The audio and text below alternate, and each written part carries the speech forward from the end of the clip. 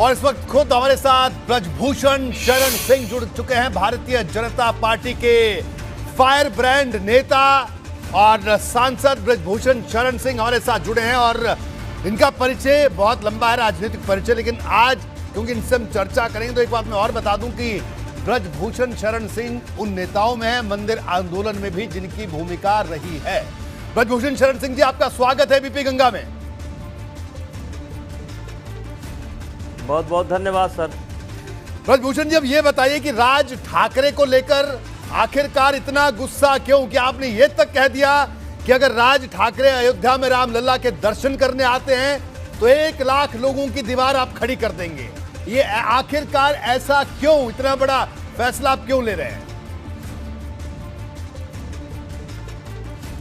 देखिए, आपने अभी कहा कि ये शायद राजनीतिक वर्चस्व की लड़ाई है जी, तो मैं अपने बारे में आपको बताना चाहता हूं कि मैं बहुत एक साधारण परिवार में पैदा हुआ, सामान्य परिवार में पैदा हुआ। वैसे मेरे बाबा आज़ादी के बाद मैंने पहले विधायक रह चुके हैं गोंडा से जी, लेकिन फिर भी मैं साधारण परिवार में पैदा हुआ, एक किसान परिवार के। और 6 बार सांसद मैं खुद हुआ और 1 बार मेरी पत्नी हुई और मेरा बेटा विधायक है जी। और मेरी कोई राजनीतिक महत्वाकांक्षा की लड़ाई नहीं है, क्योंकि मैं एक कविता पढ़ा हूँ कि चाह नहीं मैं सुरबाला के गहनों में गूंथा जाऊँ।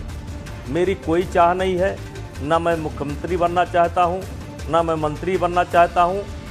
जो कुछ बन चुका हूँ किसी से कम नहीं है और किसी को देखना है कि मेरी हैसियत क्या है तो आकर के देखे इधर 10-20 जिलों में, तो आपको दिखाई पड़ेगा कि एक मंत्री और एक, अब क्या बताएं, मतलब कहने का मतलब मैं इस चीज़ का मोहताज नहीं हूँ। पहली बात तो ये जी। दूसरी बात, मैं आपके माध्यम से राज ठाकरे साहब से कहना चाहता हूँ कि बचपन में एक बार मुझे एक आदमी ने चाकू मार दिया जी, और मैंने 6 महीने बाद उसको पकड़ लिया जी। हमारे साथ के लोग ये चाहते थे कि इसको मार दिया जाए। मैंने कहा नहीं भाई, रात में नहीं मारा जाएगा, सुबह मारा जाएगा जी। सुबह मैंने दरवाजा खोला और उसको बुलाया कि तुमने चाकू क्यों मारा।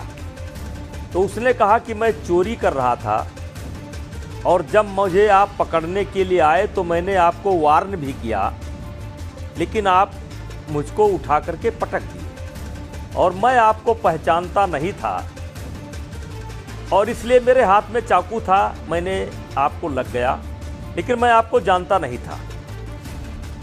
और जब मैं ये मुतमईन हो गया कि ये जानबूझ करके इसने चाकू मुझे नहीं मारा है और मैं आपको थोड़ा लंबा समय ले रहा हूँ जी, वो चाकू कोई साधारण चाकू नहीं था जी।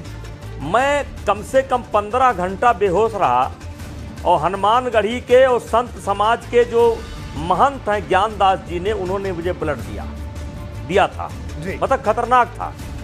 तो मैंने जब ये मैं मुतमईन हो गया कि इसने अनजाने में मुझे चाकू मारा तो मैंने उसको भगा दिया। और सवेरे जब मेरे समर्थक उठे तो उन्होंने कहा वो कहाँ गया। हमने कहा कि भाई तुम लोग कैसा उसको रखे थे, कोई भाग गया, क्योंकि उसको मैंने सुबह भगा दिया, खुद भगा दिया था जी। तो क्षमा जो है बड़े आदमी का एक गुण होता है, लक्षण होता है,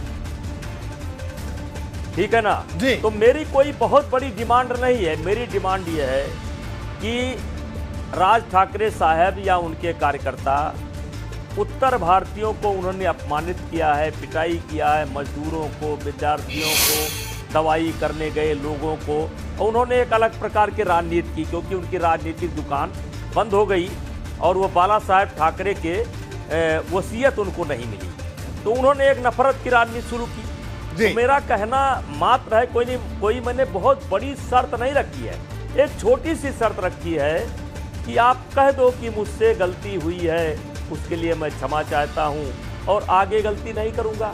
तो कौन सा जुल्म मैंने कर दिया, कौन सी बड़ी बात मैंने कह दिया, कौन सी बाधा मैंने कर दिया? लेकिन ब्रजभूषण जी, सवाल कि आप गलती करोगे। एक बात बताइए, तो कल को राज ठाकरे अगर यही बात कहते हैं कि ब्रजभूषण शरण सिंह को महाराष्ट्र में नहीं आने देंगे, तो बताइए ये कौन सी बात है? आपको तो देश भर में आप दौरा करते हैं, भारतीय कुश्ती संघ के अध्यक्ष भी हैं आप।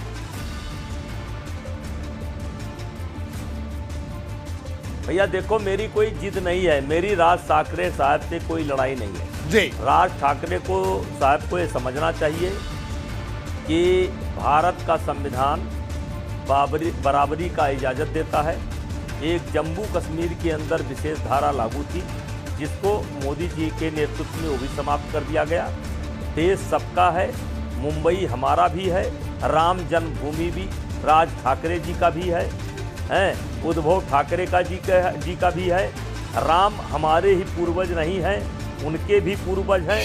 जन्म से ना कोई क्षत्रिय है, ना जन्म से कोई ब्राह्मण है, ना जन्म से कोई शूद्र है, ना जन्म से कोई व्यापारी है। ये एक व्यवस्था है, व्यवस्था के नाहत बना है। ये देश सबका है, ये देश सबका है। राम का पर जितना मेरा अधिकार है, उतना राज ठाकरे साहब का भी है। लेकिन राज ठाकरे साहब धार्मिक यात्रा पर नहीं आ रहे हैं, राजनैतिक यात्रा पर आ रहे हैं। ठीक है, ब्रजभूषण जी, एक मेरा और सवाल आपसे, आप कह रहे हैं राजनीतिक यात्रा पर वो आ रहे हैं, लेकिन ठीक है, जिस तरह का कार्यक्रम तय है, अगर मान लीजिए वो अपने नियत कार्यक्रम पर उन्होंने कहा वो आ जाएंगे, तो मैं एक बार फिर से चाहूंगा, इस वक्त पूरा देश प्रदेश आपको देख रहा है, अगर राज ठाकरे आ जाते हैं तो ब्रजभूषण शरण सिंह की क्या चुनौती है? अभी भी एक बार फिर मैं चाहूंगा कि आप जरूर बताएं। राज ठाकरे उत्तर प्रदेश की धरती पर कदम तो नीचे रख सकते हैं, लेकिन एक भी कदम आगे नहीं बढ़ा सकते हैं तब तक जब तक उत्तर भारतीयों से किए हुए कृत्य का वो माफी नहीं मांगते हैं। जी, तो ब्रजभूषण जी आप हमारे साथ बने रहिए।